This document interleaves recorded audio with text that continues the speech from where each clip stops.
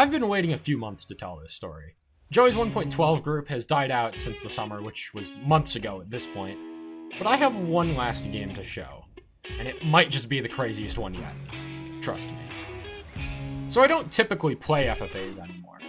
Over the years, my passion for UHC mostly relies on playing with friends. But on this specific afternoon, a mystery teams game was advertised.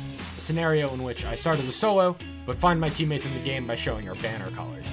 It's a mystery, until I find people. It was also no 0-0, by the way. So no just go to 0-0, find team yay was going to be happening today. I spend the first day searching for the essentials. Wood? Check. Apples? Check. Sugarcane? Yep. Lily pads? I guess sure, why not? Even a few chickens too. But after walking hundreds of blocks on this first day, not a single cow in sight. Anywhere. I found my way into a forest where I stumbled across a double surface ravine and figured I'll just come up to find leather later on in the game. Or maybe one of my mystery teammates will be enchanted. At least one of those was surely pretty likely to happen. The ravine led me down further into a cave with some diamonds, slightly covered in lava, but once that dissipated, I was ready with my iron pickaxe to mine them. It was only 3, so not enough for enchants, but then I find a convenient 2 more diamonds nearby just moments later, and then it stung a bit. I could have had such early enchants, mined more efficiently, not wasted XP levels, just if I had that damn leather. But oh well. PvP turned on at the 20-minute mark, and we were given our banners. Red team. But it would be a while before I had to make use of it. I was still deep in the caves. I found a mineshaft in my 3rd ravine of the game, and while gathering string and exploring, I found a minecart chest with 2 diamonds in it. A great find. And then moments later I found even more diamonds. Not finding leather is really coming back to haunt me. With 10 diamonds total, I made a helmet and kept 5 spare in case I wanted to make an enchantment table later in the game. Without enchants, extra protection certainly helps. Especially when a surprise encounter with smelly Bra Ito in the mineshaft comes charging towards me. I shared my red banner with him, and that was the signal to engage. I dropped my lava bucket on him before trading hits and landing the final blow.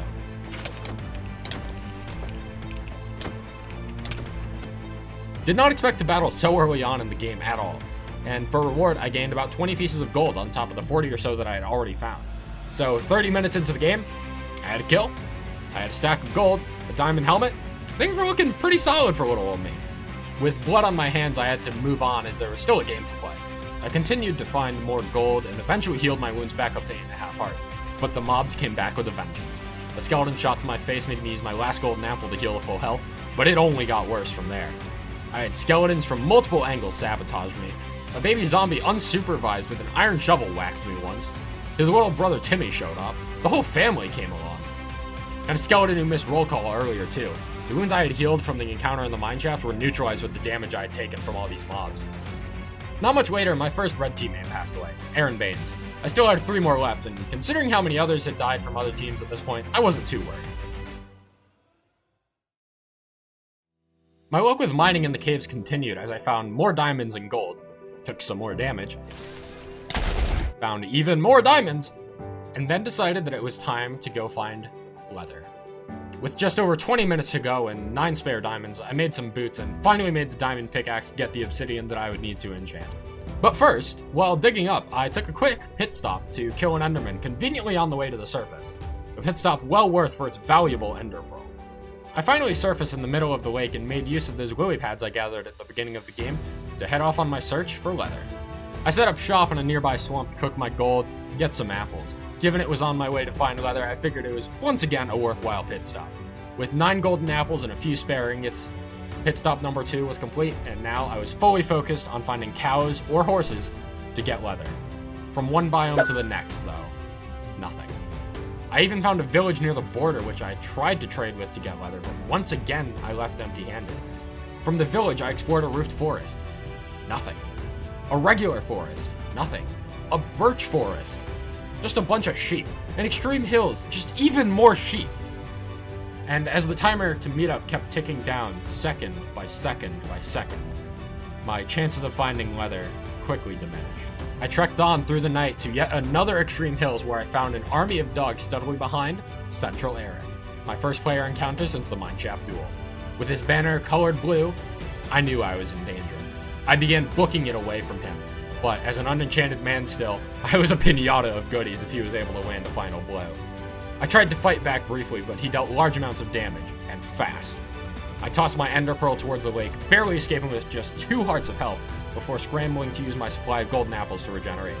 On the run, I tamed a few wolves of my own in case he pursued, but I managed to lose him in the density of the leaves. I had escaped, but at a heavy cost of golden apples. And morale.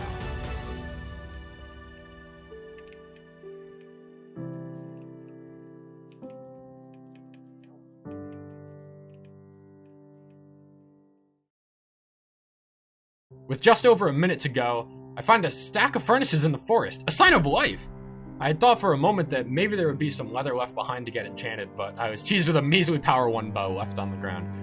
It was something, better than nothing, but not the enchants I had so desperately needed to survive as a solo in this game. Permaday was just the last thing that I wanted to see. It meant it was time for meetup, and I was still unable to find any leather. I found some more dogs on my way to meetup and tamed as many as I could. I would need them to stand a chance unenchanted against the rest of the game, who was more than likely enchanted with tier 2 and 3 gear at this point. But to my surprise, I was wrong. I found Radical 24 alone in unenchanted iron armor. And, Damn.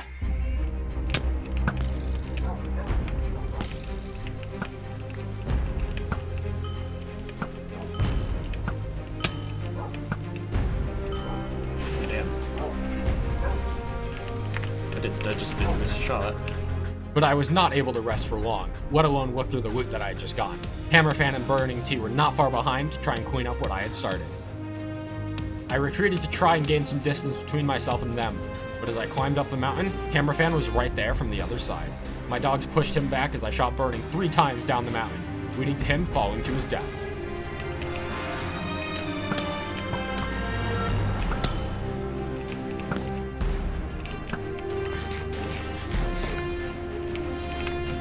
But once again, no time to rest, as his own army of dogs came at me as I still had to fend myself from Hammerfan. But to my surprise, once again, a group of 3 players came from behind to chase Hammerfan away. I tried to signal to them to see if they were my teammates, but they didn't notice.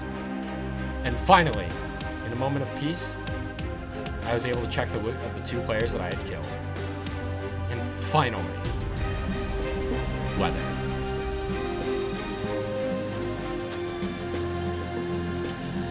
I had to fight hard for that leather. Nobody can tell me that it wasn't well deserved. I was finally able to enchant my gear, what I had been looking for all game. I finally felt at least somewhat secure. I still didn't know who my teammates were, but surely it wasn't long before I found them, as only 5 other players remained in this game. I headed down towards the plains, the official meetup spot, and I catch a glimpse of players in the forest. Flufe is under attack from multiple angles, and then I see it. Scorpion JG's red shield.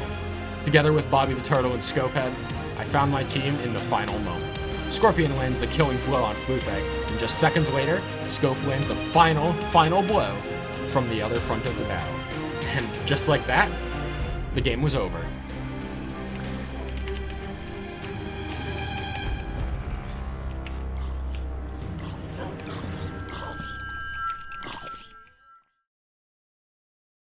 After everything I had been through, the everlong search for leather, the encounter in the mineshaft, the attack of the mobs, the grand Ender Pearl escape from Central Eric, the battle in the mountains where I killed Radical before having to fend off Burning Tea and Hammerfan.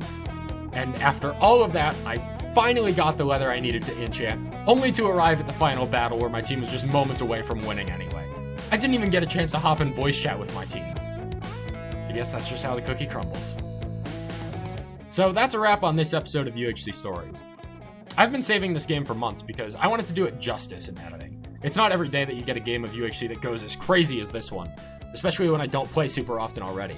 This is likely the last 1.12 game of this UHC Stories series, as the group has been dead for a few months now, more than a few months now, really. So unless something like it comes back, there's no better note that I would really like to end on at this point. With that, I hope you enjoyed this episode of UHC Stories, and until next time. Thanks for watching.